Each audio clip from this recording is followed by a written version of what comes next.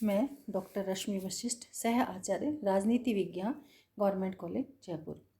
अभी तक बच्चों हम मार्क्स का अध्ययन कर रहे हैं। मार्क्सवाद का जो सिद्धांत हैं उनके बारे में जान रहे हैं। अभी तक हमने मार्क्स के 3-4 सिद्धांतों के बारे में पढ़ा और जाना है।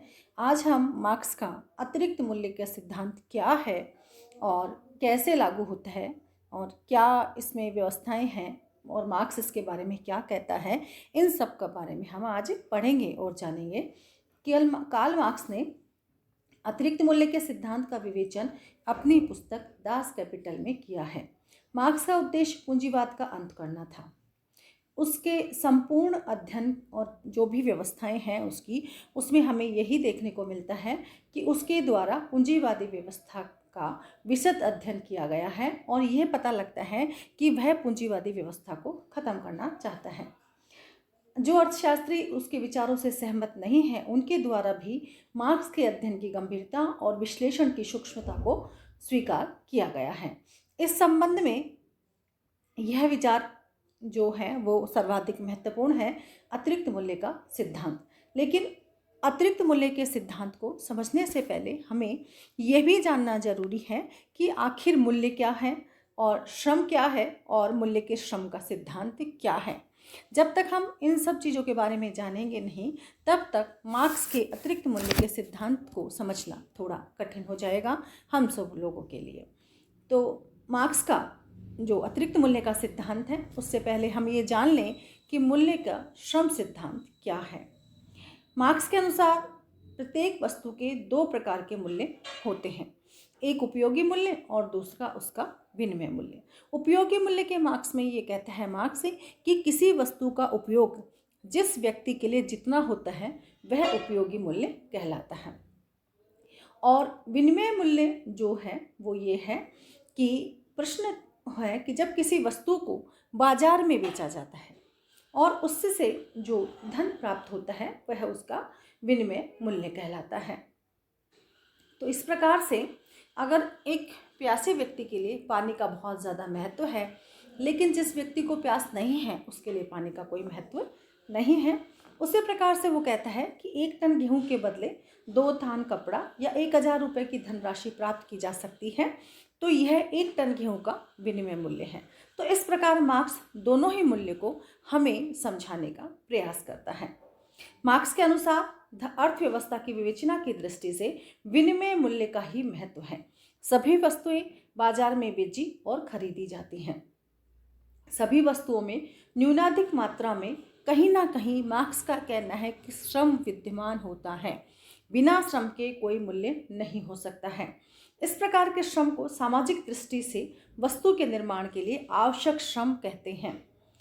मार्क्स कहता है कि श्रम के बिना किसी भी वस्तु का मूल्य निर्धारण नहीं किया जा सकता है। अपने मूल्य के श्रम सिद्धांत के आधार पर मार्क्स ने महत्वपूर्ण निष्कर्ष निकाले हैं। उनका विचार है कि प्रत्येक वस्तु का वास्तविक मूल्य उस पर खर्च किए गए केवल श्रम के अनुसार होता है। वह कहता है वस्तु काफ़ी ऊंचे मूल्य पर बेची जाती है और बेचने से जो प्राप्त होता है मूल्य वह पूंजीपति की जेब में जाता है और वही अतिरिक्त मूल्य है।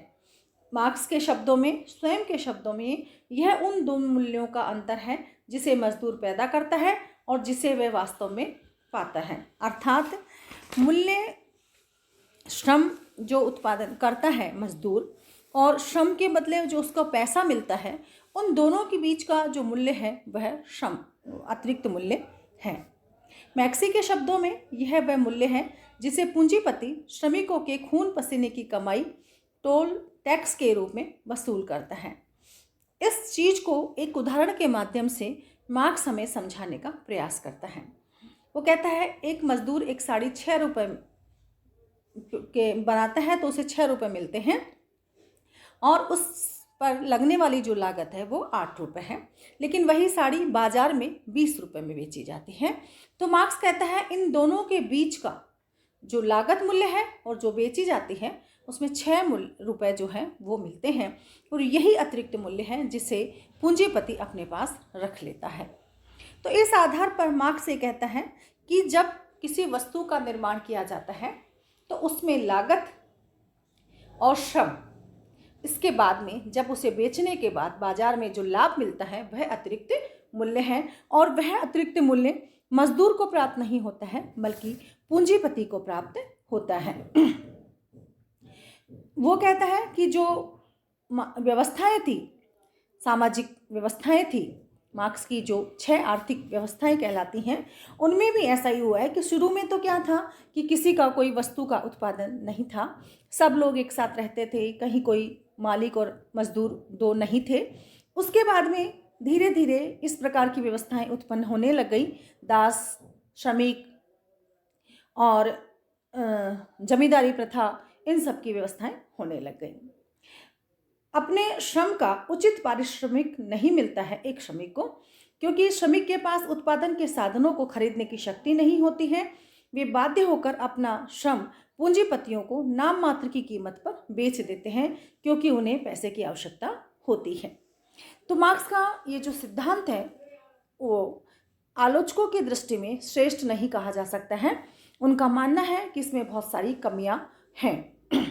अतिरिक्त जो मूल्य का सिद्धांत है वह एकमात्र श्रम पर आधारित है। श्रम जो है एकमात्र साधन नहीं है उत्पादन का। उत्पादन में बहुत सारे तत्व शामिल होते हैं, लेकिन मार्क्स केवल एकमात्र साधन इसी को मानता है। मार्क्स का ये विचार त्रुटिपूर्ण है, क्योंकि श्रम के अतिरिक्त भूमि, प्रबंध, साहस के द्वारा भी उत्पादन के साधन के रूप में कार्य किया जाता है। पूंजीपति द्वारा किए जाने वाले अनेक व्ययों का उल्लेख मार्क्स नहीं करता है। मिल मालिक को कारखानों के सुधार, मशीनों की गिसावट, श्रमिक को उत्तम जीवन, बेकारी के बीमे व बोनस आदि भी देने पड़ते हैं, लेकिन इन सब का उल्लेख मार्क्स कहीं भी नहीं करता है।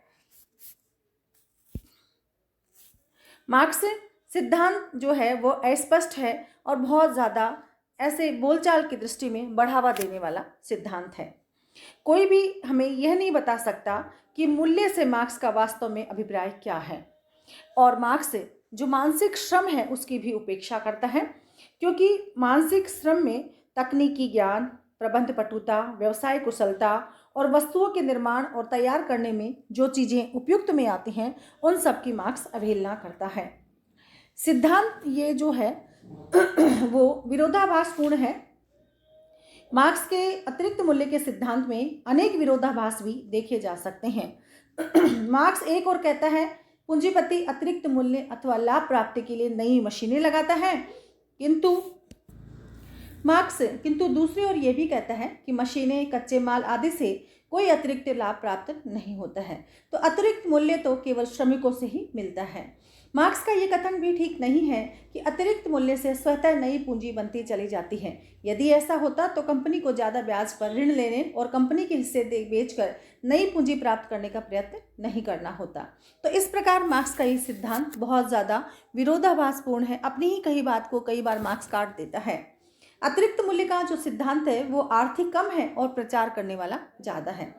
आर्थिक मूल्य से इसका कोई लेना देना नहीं है। इसका उद्देश्य केवल वस्तु के मूल्य के कारण ही विधिवत विवेचना नहीं है, वरन पूंजीवादी व्यवस्था में मजदूर वर्ग के साथ किए जाने वाले अन्याय का प्रचार है।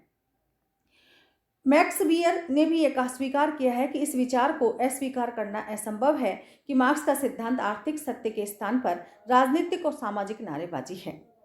इस प्रकार आलोचकों का मानना है कि मार्क्स का यह अतिरिक्त मूल्य का सिद्धांत किसी भी रूप में मूल्य का सिद्धांत नहीं है, वास्तव में शोषण का सिद्धांत है, जिसके द्वारा यह दिखाने की चेष्टा की गई है कि साधन संपन्न वर्ग सदैव ही साधनहीन वर्ग के श्रम पर जीवित रहता है।